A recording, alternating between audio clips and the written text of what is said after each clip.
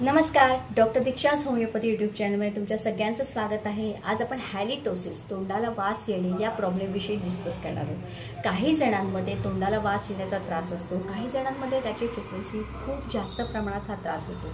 तर आज आपण या व्हिडिओमध्ये त्यामध्ये काय कारणे आहेत ते पाहणार आहोत आणि हा तुमचा त्रास कायमस्वरूपी जाण्यासाठी आपण टॉप होमिओपॅथिक औषधं पाहणार आहोत। सो व्हिडिओ कुठेही स्किप न करता शेवटपर्यंत नक्की पहा आणि अजूनही तुम्ही चॅनलला सबस्क्राइब केलं नसेल तर नवनवीन व्हिडिओच्या अपडेटसाठी चॅनलला जरूर सबस्क्राइब करा, बेल आयकॉन सुद्धा जरूर प्रेस करा। तर त्या हॅलिटोसिस का आपण नॉर्मली जर बघितलं कांदा लसूण किंवा काही स्पाइसेस मसाले खाल्ल्यानंतर तोंडाला खूप जास्त वास येतो। तर हे असं का होतं?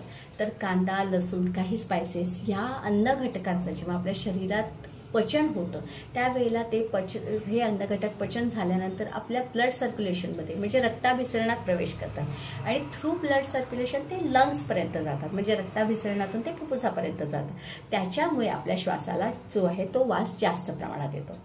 नंतर लहान मुलं बघितली तर किंवा काही मोठी माणसं बघितली तर ब्रश जर तुम्ही व्यवस्थित केला नाही तर दातामध्ये खूप जास्त प्रमाणात प्लेक्स होतात, हिरड्यांना सूज येते, जिंजिवायटिसचा त्रास होतो आणि त्याच्यामुळे सुद्धा तोंडाला वास येण्याचा त्रास जास्त असू शकतो। नंतर आहे अल्सर्स, तो फोड येतात, त्यांना सुद्धा असं तोंडाला वास येण्याची टेंडन्सी जास्त असू शकते।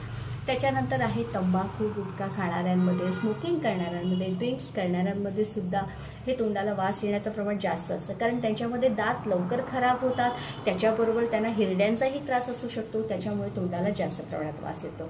नंतर आहे ड्राय माउथ। ड्राय माउथ म्हणजे काय होतं तर रात्रीच्या वेळेस तुम्ही जेव्हा झोपता त्यावेळेला तुमचं तोंड जर उघडं राहत असेल, काहींना सायनस कायम सर्दीचा त्रास असतो किंवा काही ड्रिंक्स करणाऱ्यांमध्ये सुद्धा तोंड जे आहे ते रात्रीच्या वेळेस झोपेमध्ये उघडं राहतं आणि त्याच्यामुळे ड्राय माउथ तोंड कोरडं पडल्या कारणामुळे सकाळच्या वेळेस त्यांच्यामध्ये खूप जास्त प्रमाणात तोंडाला वास येण्याचे त्रास असू शकतो। त्याच्यानंतर कॅन्सरसारख्या आजारांमध्ये सुद्धा तोंडाला वास जो आहे तो जास्त प्रमाणात येऊ शकतो। नंतर आहे अपचनाचे त्रास, ज्यांना वारंवार ऍसिडिटी असते, त्याच्याबरोबर GERD गॅस्ट्रोइसोफेजियल रिफ्लक्स डिसीज, पचनाचे काही विकार असतात, कॉन्स्टिपेशनचा त्रास होत असेल तरी सुद्धा तुम्हाला तोंडाला वास येण्याचा त्रास जास्त होऊ शकतो। तर ही कारणे आहेत ज्याच्यामुळे हा हॅलिटोसिस किंवा तोंडाला वास येण्याचा त्रास जास्त असू शकतो। तर त्याच्यासाठी तुम्ही कोणती होमिओपॅथिक औषधं घेऊ शकताय, तर ती तुम्ही तुमच्या लक्षणानुसार औषध घेऊ शकता।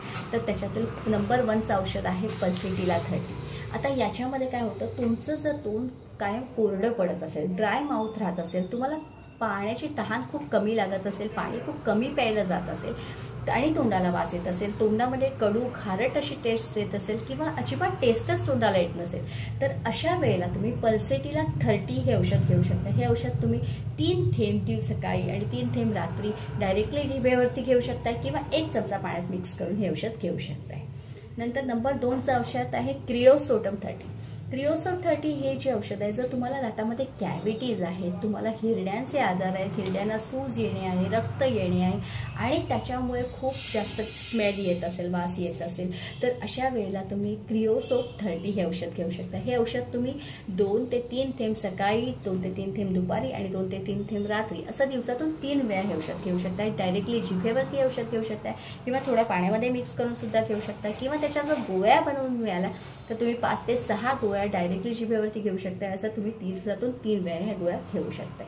नंबर 3चं औषध आहे मर्क सॉल्ट 30। याच्यामध्ये काय होतं, तुमच्या तोंडामध्ये जर लाळ खूप जास्त प्रमाणात जमा होत असेल आणि तुम्हाला दाताचे विकार आहेत, हिरड्यांचे विकार आहेत, त्याच्याबरोबर तुम्हाला माउथ अल्सर म्हणजे तोंडामध्ये फोड येण्याचाही कायम त्रास असेल, तसेच पाण्याची तहान त्या पेशंटमध्ये खूप जास्त लागते आणि तोंडामध्ये लाळही खूप जास्त जमा होत असते आणि ऑफेन्सिव्ह स्मेल म्हणजे खूप जास्त घाण वास येत असेल आणि ती व्यक्ती जेव्हा एखाद्या रूममध्ये असेल तर पूर्ण रूममध्ये जर वास येत असेल, अशा प्रकारचा एवढा जर तुम्हाला त्रास असेल तर तुम्ही मर्क सॉल्ट 30 पोटेन्सीमध्ये घेऊ शकता। हे औषध तुम्ही 3 थेंब सकाळी आणि 3 थेंब रात्री डायरेक्टली जिभेवरती घेऊ शकता किंवा थोड्या पाण्यामध्ये मिक्स करून घेऊ शकता किंवा जर त्याच्या गोळ्या बनवून मिळाल्या तर तुम्ही 5 ते 6 गोळ्या डायरेक्टली जिभेवरती घेऊ शकता। दिवसातून 2 वेळा ह्या गोळ्या घेऊ शकता। नंबर 4चं औषध आहे नक्स ओमेगा 30. तुम्हाला ॲसिडिटी, अपचनाचे त्रास आहेत, कॉन्स्टिपेशनचा प्रॉब्लेम आहे आणि तोंडाला वास येण्याचा त्रास आहे. त्याच्याबरोबर स्मोकिंग करणाऱ्यांमध्ये, कॉफी जास्त घेणाऱ्यांमध्ये, त्याच्याबरोबरच ड्रिंक्स करणाऱ्यांमध्ये जर हा वास येण्याचा त्रास असेल तर तुम्ही नक्स ओमेगा 30 पोटेन्सीमध्ये घेऊ शकताय. हे औषध तुम्ही 3 थेंब सकाळी आणि 3 थेंब रात्री डायरेक्टली जिभेवरती घेऊ शकताय किंवा थोड्याशा पाण्यामध्ये मिक्स करून घेऊ शकताय. त्याच्याबरोबर जर गोळ्या बनवून मिळाला तर तुम्ही 5 ते 6 गोळ्या डायरेक्टली जिभेवरती घेऊ शकताय. दिवसातून 2 वेळा ह्या गोळ्या घेऊ शकता. अशी ही होमिओपॅथिक औषधं आहे जी तोंडाला वास येण्याच्या प्रॉब्लेमसाठी अतिशय उपयुक्त आहे, जे तुम्ही तुमचा हा त्रास जो आहे तो कायमस्वरूपी घालवू शकता. तुम्ही होमिओपॅथिक डॉक्टरांच्या सल्ल्याने ही औषधं घेऊ शकता. तुम्हाला माझा आजचा व्हिडिओ कसा वाटला हे कमेंट बॉक्समध्ये जरूर शेअर करा. व्हिडिओ आवडला असेल तर लाईक करा, शेअर करा आणि सबस्क्राईब करायला विसरू नका. Stay safe, stay healthy. Thank you.